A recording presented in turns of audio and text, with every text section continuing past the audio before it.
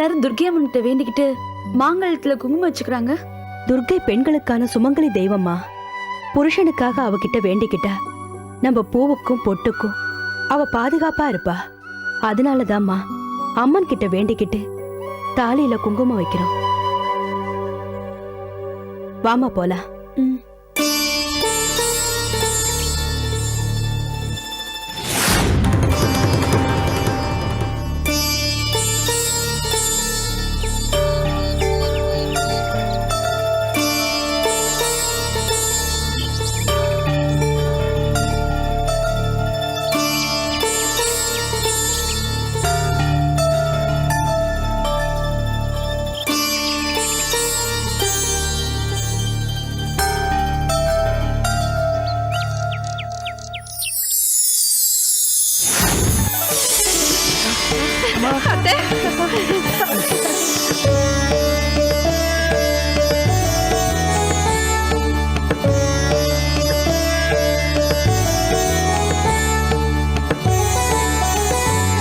நம்ம ஆசீர்வாதம் வாங்க வேண்டிய சுமங்கலி பொண்ணு இவதான்.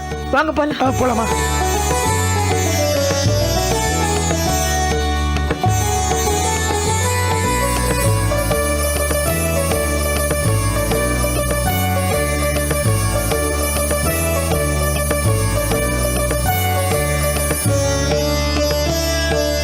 வணக்கம்மா. வணக்கங்க. வணக்கம்.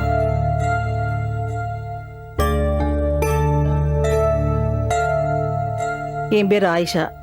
ஒரு இக்கட்டான நிலைமை. சுமங்கலி பொண்ணுங்க கிட்ட மனசார ஆசீர்வாதம் வாங்கணும்னு ஒரு வேண்டுதல். தப்பா நினைக்காதீங்கம்மா. தீர்க்க சுமங்கலியா இருன்னு என்ன முழு மனசா ஆசீர்வாதம் பண்ண முடியுமா? ஆசீர்வாதம் தானே, நிச்சயம் பண்றேன். ஆசீர்வாதம் எப்படி பண்ணணும், என்ன சொல்லி பண்ணணும்னு சொல்லுங்க, நான் பண்றேன். நீங்க இல்லம்மா, இந்த பொண்ணு தான் ஆசீர்வாதம் பண்ணணும்.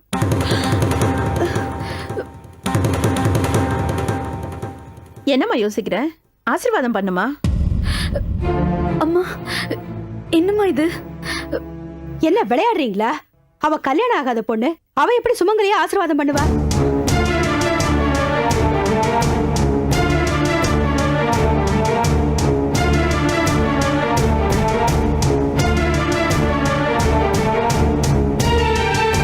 என்னம்மா சொல்றீங்க?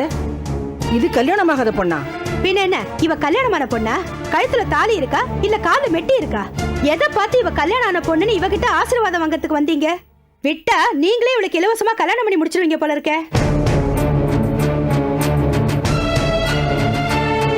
கண்ணும் தெரியல கருத்தும் தெரியல, வந்துட்டாங்க ஆசீர்வாதம் குடும்பத்தோட கேட்க வந்துட்டாங்க. வாடி போலாம்.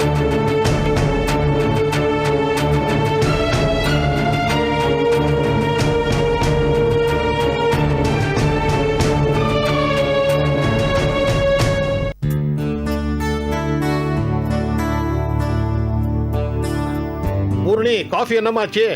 இதோ ரெடி பண்ணிட்டு இருக்கேன்பா. காஃபி கொண்டு வரதுக்குள்ள எனக்கு வயசாயிடும் போல இருக்கு.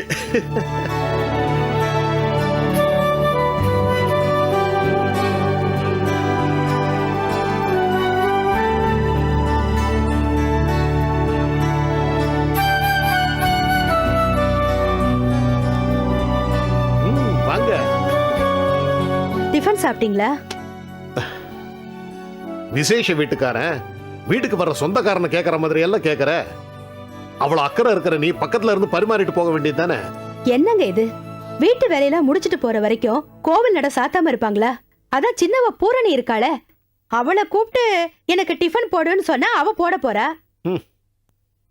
பூரணி கிட்ட காஃபி போட தெரியுமான்னு கேட்டேன். தெரியும்னு சொல்லிட்டு சமயக்கட்டுக்குள்ள போனவதான் 1 மணி நேரமா சமயக்கட்ட ஏர் பூட்டி உழுதுகிட்டு இருக்கா. எப்போ அறுவடை முடிஞ்சு காஃபி வருமோ ஆண்டவனுக்கு தான் வெளிச்சம். இதோ வந்துட்டேன். அப்பா, காஃபி ரெடி. சாப்பிடுங்க.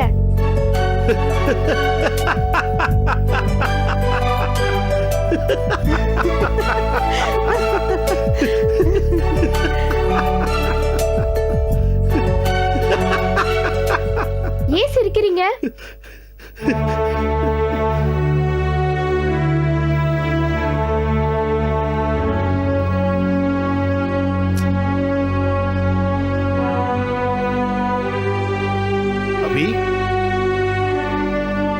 அபிராமி, அப்பா என்னாச்சு? என்னடி? ஒண்ணும் இல்லைங்க. கோவில்ல யாரோ ஒரு குடும்பம் அபிராமிக்கு கல்யாணம் ஆயிடுச்சுன்னு நினைச்சு சுமங்கலி ஆசீர்வாதம் கேட்டாங்க. இதுக்கு போய் அக்கா இப்படி அப்செட் ஆயிட்டா? கேட்டா தீர்க்க சுமங்கலி பாபான்னு ஆசீர்வாதம் பண்ண வேண்டியது தானே. நானா இருந்தா அப்படிதான் பண்ணிருப்பேன். ஏய், வாய் முட்றி. சரி, ஒரு வயசு பொண்ணுன்னு கூட தெரியாம அவங்க எப்படி இவகிட்ட சுமங்கலி ஆசீர்வாதம் கேட்டாங்க? அதான்ப்பா எனக்கும் ஒரே குழப்பமா இருக்கு. என்னப்பா பேசுறீங்க? இவளை பார்த்தா கல்யாணம் ஆகாத மாதிரியா இருக்கா? நானா இருந்தா ஆண்டி உங்க பையனுக்கு என்ன கட்டி வைக்கிறீங்களான்னு கேட்டிருப்பேன். ஏய் பூரணி, வர வர வாய் உனக்கு ரொம்ப ஓவரா போகுது. கண்ட்ரோல் பண்ணிக்கோ. ஆமா சரி சரி, 2 பேரும் சண்டை போட்டுக்காதீங்க. உள்ள போங்க. போடி. நீங்க காஃபி சாப்பிடுங்கப்பா.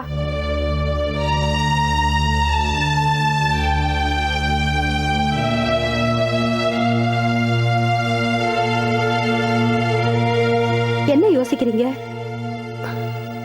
அபிராமியோட கல்யாண வயசை யாரோ நமக்கு ஞாபகப்படுத்தி இருக்காங்க. அதெல்லாம் ஒண்ணே இல்லைங்க. நாளைக்கே தரகரை வரவழைச்சு அபிராமி ஜாதகத்தை கொடுத்து அனுப்பினா அடுத்த வைகாசிலேயே கல்யாணம் நடந்துற போகுது. எந்திரிச்சு உள்ள வாங்க.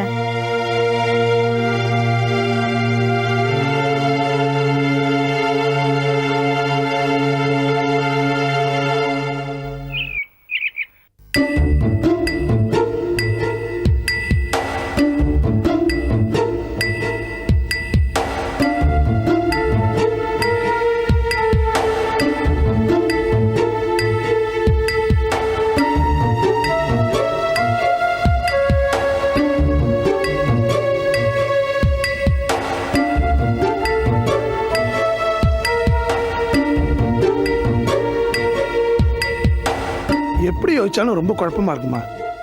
நம்ம 2வதா சந்திச்ச அந்த அபிராமியோட பிரச்சனை ரொம்ப வித்தியாசமா இருக்கு. ஆமாடா, நாம ஆசீர்வாதம் வாங்க வேண்டிய பொண்ணு இவதான்னு கடவுள் சொன்னதுக்கு அப்புறமும் எனக்கு இன்னும் கல்யாணமே ஆகலைன்னு அபிராமி அடிச்சு சொல்றாளே. அப்போ தெய்வம் சொன்னது பொய்யா இல்ல அபிராமி சொன்னது பொய்யா? தெய்வம் எப்படிமா போய் சொல்லும்? அப்போ இந்த அபிராமி தான் பொய் சொல்றா. அபிராமி எதுக்கு பொய் சொல்லணும்? ஒரு பொண்ணு எதை வேணாலும் மறைப்பா. தான் கர்ப்பத்தை மறைக்கிற பொண்ணு கூட இருக்கா. ஆனா தனக்கு கல்யாணம் ஆகலன்னு பொய் சொல்ற பொண்ணு இந்த உலகத்துல இருப்பாளா என்ன?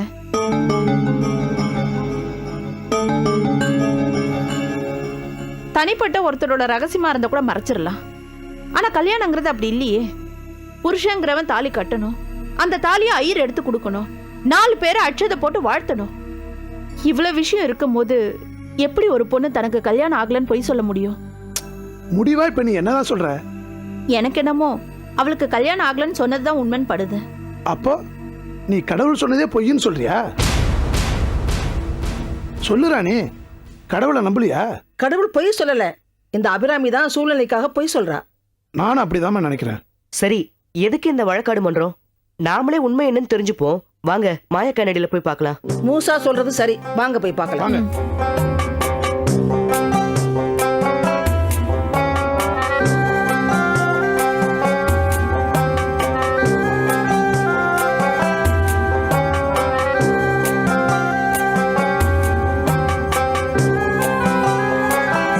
எங்கள் சந்தேகங்களை ஐயன் திரிபுர தீர்த்து வைக்கும் அற்புத மாய கண்ணாடியே, முக்காலத்தையும் தன்னுள் பதிய வைத்துள்ள மூலவனே, நாங்கள் கோவிலில் சந்தித்த 2வது சுமங்கலி பெண் உண்மையில் கல்யாணமானவளா இல்லை கன்னி பெண்ணா? தெளிவாக சொல்.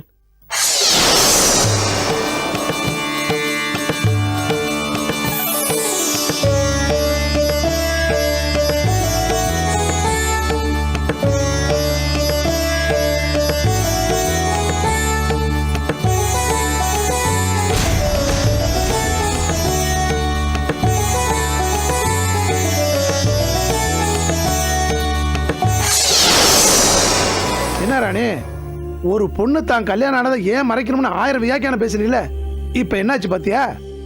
இந்த மாதிரி பொண்ணுங்க இருப்பாங்கன்னு நான் கொஞ்சம் கூட எதிர்பார்க்கல அத்தை. அது சரி, நம்ம பிரச்சனைக்கு என்ன வழி அத பாருங்க. அபிராமியை தேடி போய் நடந்த கல்யாணத்தையே மறைக்கிற அளவுக்கு அவங்களுக்கு என்ன பிரச்சனைன்னு கண்டுபிடிச்சு அதை சரி பண்ணி அவங்கள அவங்க புருஷன் கூட சேர்த்து வைக்கணும். அப்பதான் நாம அபிராமி கிட்ட மன நிறைஞ்ச ஆசீர்வாதம் வாங்க முடியும். சரி சரி, வாங்க அடுத்து என்ன செய்யலாம்னு யோசிப்போம். வாடா போங்க.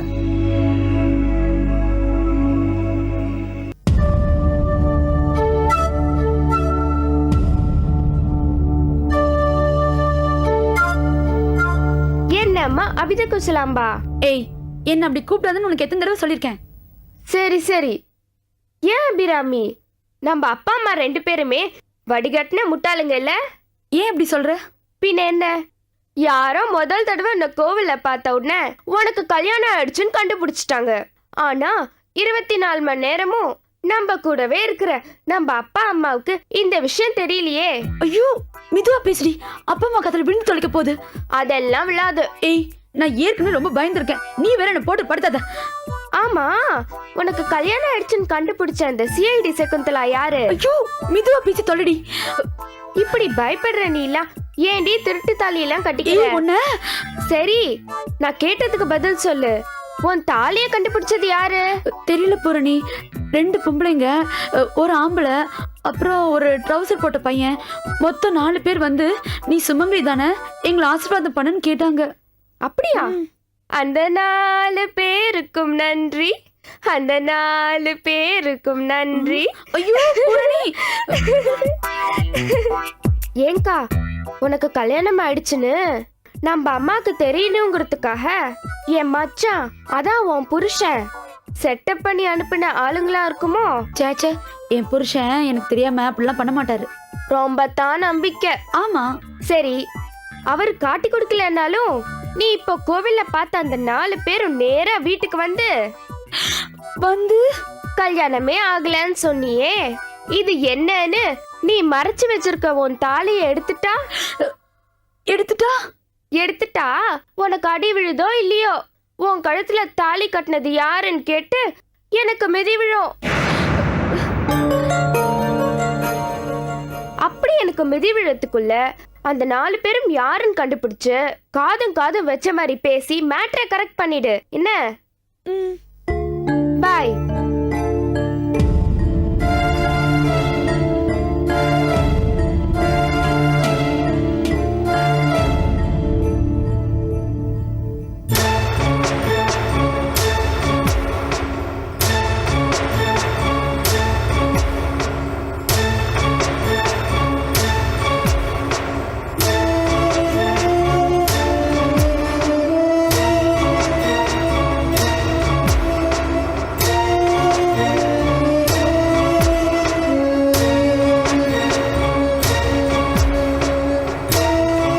அப்புறம் மாமி, மற்ற விஷயங்கள்லாம் இவங்க கிட்ட சொல்லிட்டீங்களா? மற்ற விஷயங்கள்னா அதாங்க, மாப்பிள்ளைக்கு ஒரு காலு ஒரு கை.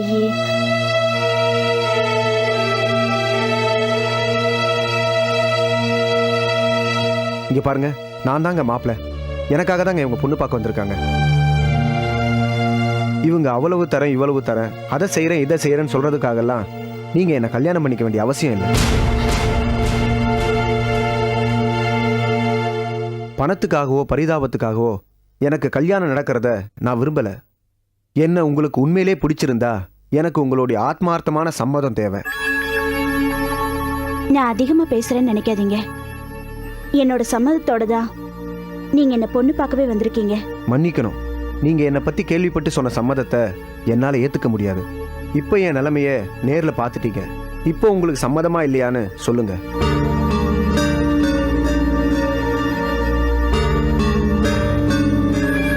தான் இந்த அளவுக்கு நல்லவன், அந்த அளவுக்கு நல்லவன்னு தான் பார்க்க வர பொண்ணுங்க கிட்ட சொல்ற மாப்பிள்ளைங்க கூட கல்யாணத்துக்கு அப்புறம் தன்னுடைய சுயரூபத்தை காட்டுவாங்க. ஆனா பொண்ணு பார்க்க வந்த இடத்துல உங்க குறைய இதுதான் நான் நீங்க உங்களை வெளிப்படுத்தினது எனக்கு ரொம்ப பிடிச்சிருக்கு.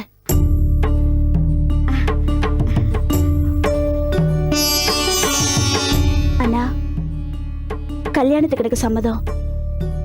கல்யாணத்தை நான் தினமும் கும்பிடுற அந்த கல்யாண பெருமாள் கோயிலே வைங்க.